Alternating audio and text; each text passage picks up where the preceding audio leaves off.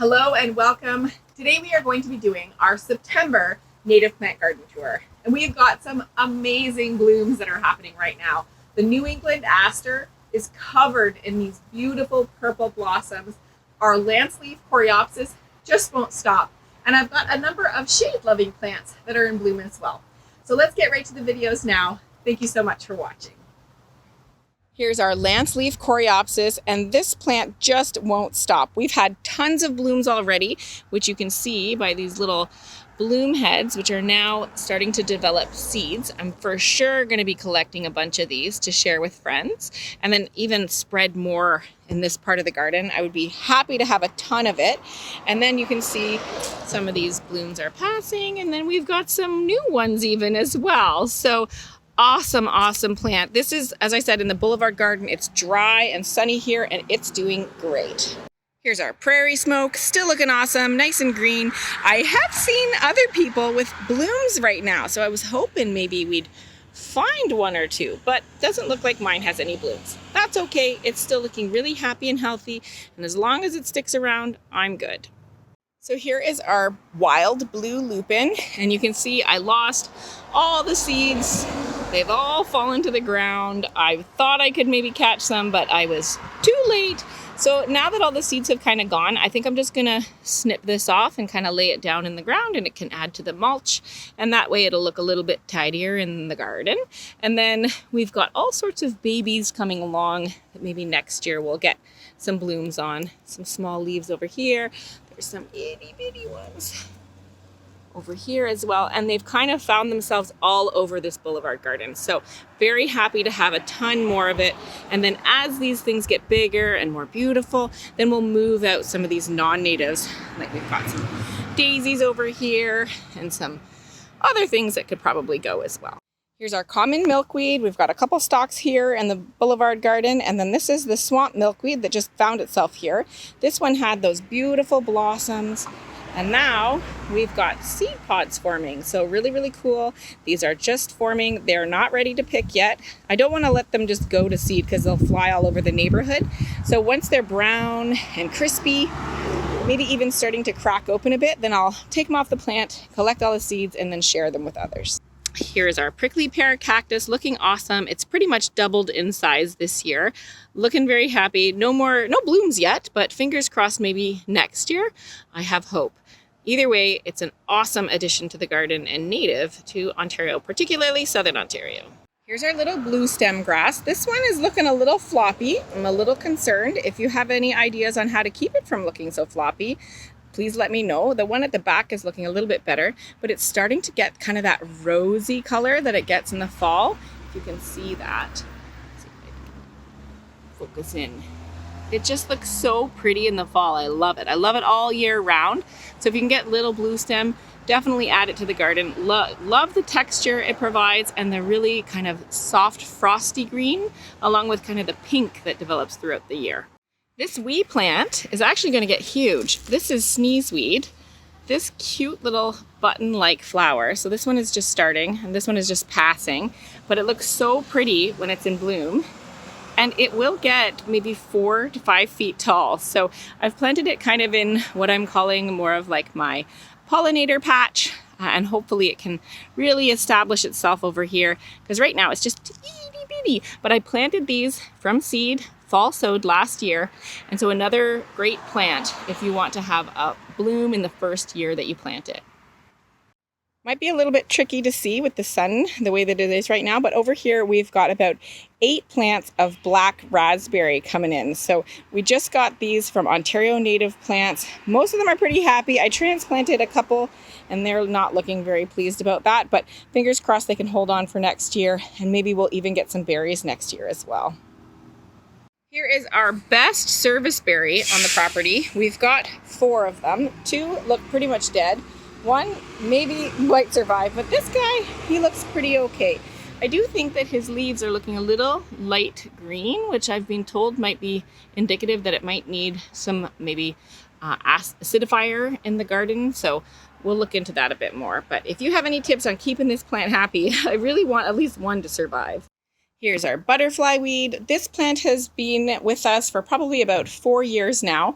It's had lots of blooms every year and lots of seed pods as well. So I've collected seeds.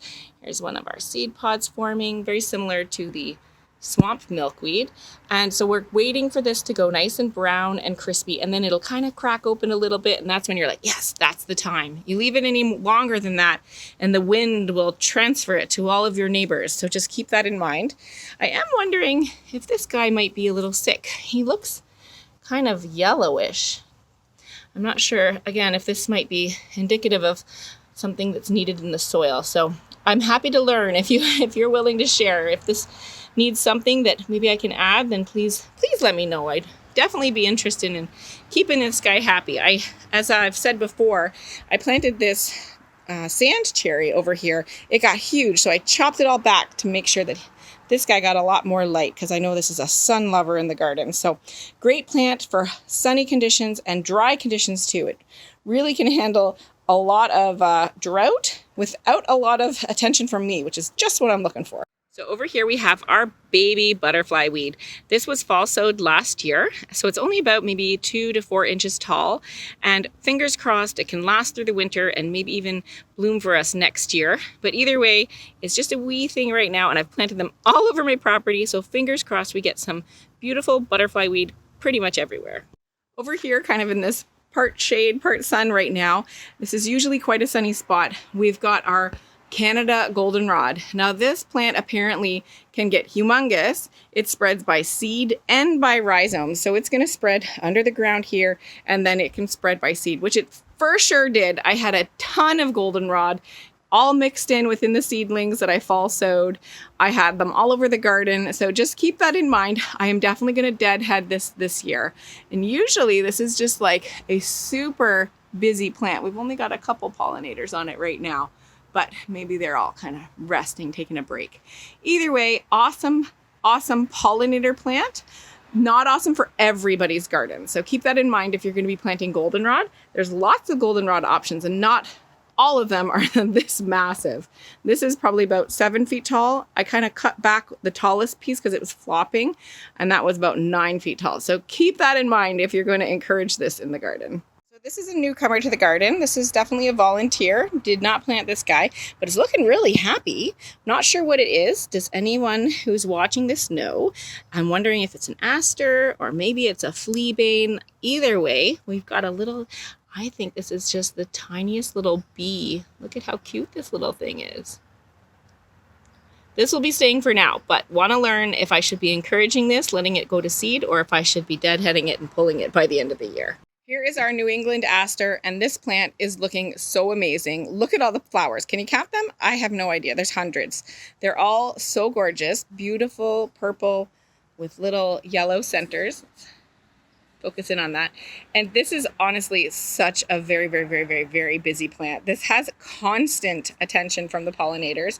We get all sorts of creatures on it. Butterflies, bees, moths. I'm sure there's all sorts of critters that are crawling up there too, little beetles and ants and such. Awesome plant for the beautiful fall focus. I've got a couple of them too, and check it out. Look, I've got different colors. Isn't that interesting?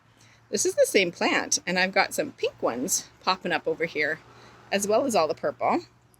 Now, I Chelsea chopped this year, so back in the springtime, probably maybe late May or so, I chopped it back by about 1/3. So this has made it so it's a little bit more bushy and not as tall and leggy, which really helped so that it didn't flop over, and really kind of apparently made more blooms. So bonus points, it's not as floppy, nice and bushy, and more blooms. Chelsea chop was definitely a success. Here's our swamp milkweed. We didn't get any flowers on this plant, but I can show you the plant that we have in our boulevard garden, which is starting to set seed. But we have nothing too wild and crazy going on. I see some random spots, not quite sure what these are from, if they're from a welcome creature or not, but either way, the plant looks great. So I will hope for blossoms next year. Definitely none to come for the rest of this season for sure. So this kind of little bit of a mess is our pale purple coneflower. You can see that the stalks kind of went all wiggly. They all flopped over, and then I got a little support here. Let me see if I can show you, that helps to hold them up.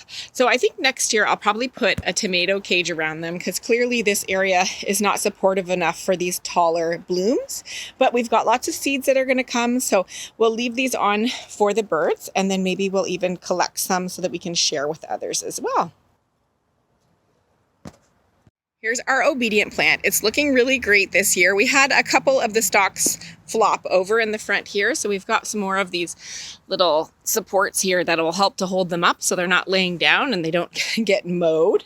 But we've got all the blooms have pretty much passed, and now the bloom stalks are starting to set seed, and you can see these are now going kind of brown and crispy. So I probably could harvest these seeds, but you can see that there's lots more to come as well. So I'm going to wait for the whole plant to kind of go brown and crispy, and then I'm going to collect the seeds and save them and share them with others, because I don't want to have too much obedient plant in this part of the garden. I really love it. I love how it's growing, and it's kind of growing with rhizomes here, and I've shared some already, but I don't want it to go bonkers. So that's my technique for that.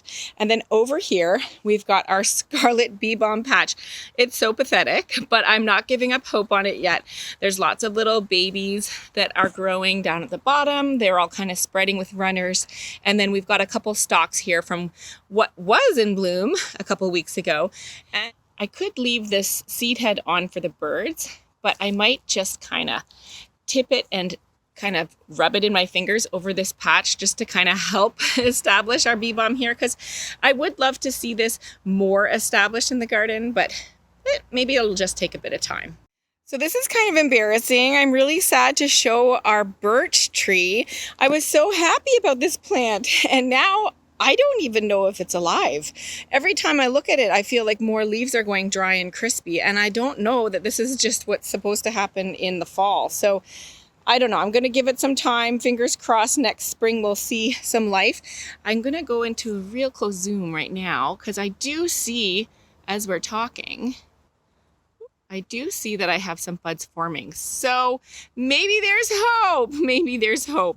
I'm not giving up hope yet. I'm going to leave this in the ground, and fingers crossed in the spring we'll see some new life. So over here, we've got kind of a part shade, part sun area in the garden. In the middle, I just planted some morning star sedge. So that has really, really cool seed heads that develop. It doesn't have any right now, but next year, fingers crossed. And then on both sides of it, I planted some Virginia mountain mint, which smells quite lovely, I must say. And then over here, kind of in this corner where we've got these Rudbeckia vulgata Goldstrum, the cultivar of black-eyed Susan. This back here is the American bellflower. So this plant might get like 4 or 5 feet tall and will give some awesome height at the back of the garden. Might have to move some of these things, which I'm totally fine doing next year. Fingers crossed, we'll get some blooms. So I'm doing my little video, and look, I found a cute little dragonfly just sitting up here on the laundry line. Maybe he's just stalking out all the native plants to see which one he wants to go and visit. So this isn't exactly the prettiest background here. We took down some branches of a overgrowth that we were pruning a little while ago and still have to find a good spot for them, but that's okay, ignore that. Right now we're focusing in on the Rudbeckia here to here. And again, not exactly beautiful, but I share all of my gardening adventures with you, even if they're not pristine. These all flopped over. So we got some of these supports here, and we're gonna leave those there for now. But next year we'll put some tomato cages, because really I thought that the phlox would help to support the Rudbeckia hirta, but they just didn't do quite a good enough job. So that's the plan for that. Over here, beside the sedum and the phlox, we've got the columbine. All of the seeds look like they've been gobbled up, so fingers crossed somebody ate them, and if not, they fell to the ground, and maybe we'll make some more columbine. And then I planted my horse mint, or my spotted bee balm, over here, and fingers crossed he's happy too. So we'll see. Do we have any flowers still? They're so unique. I just love them. So these are actually, the pinkish green is not actually the flower. The flower is under here. Isn't that a neat flower? It's just so beautiful. So, and look at how it has like different levels. It's just awesome. So very happy to have this plant in the garden. Oh, and look, we've got a little ant in here too. Even ants are pollinators. Did you know that? Lots of things are pollinators, not just the bees and butterflies. So we've got some babies of this as well. So fingers crossed we'll have a whole bunch of it. Over here is the babies of our spotted bee balm. And then we've got some, what do you think that is? Well, I don't remember what these guys are, but I'm going to go back to previous videos and I'll be sure to add that as a little clip. So I know I put them there on purpose and they're not going to get too big. So we will see. I will update you in a little note for this video. So this wee little thing here is our spice bush. And this is a host plant for the spice bush caterpillar, spice bush butterfly. Absolutely cool looking creature. So happy to invite those into the garden. And this is going to get quite big, but it can handle shade. And this spot is a little bit more moist in the yard. I know it's close to the fence, but this is a creek area. So if it kind of goes out into the creek, I'm not going to be upset about that. I don't think the creek will either. And then we've got some of the American bellflower as well at the back, again, to give some height here. We'll see how it goes. I might have to move that as well. It is quite close to the fence as well.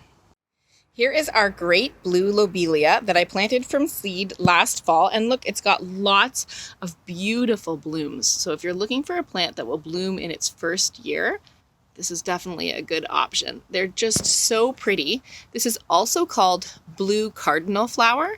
So it needs a bit more moisture. And I totally killed cardinal flower, the red one, last year. So I'm going to do a better job with this, keeping it nice and moist, keeping it happy. Being by the veggie garden over here, I feel like it has more of a chance than in the boulevard garden, which is where I put the cardinal flower last year. Definitely bad idea.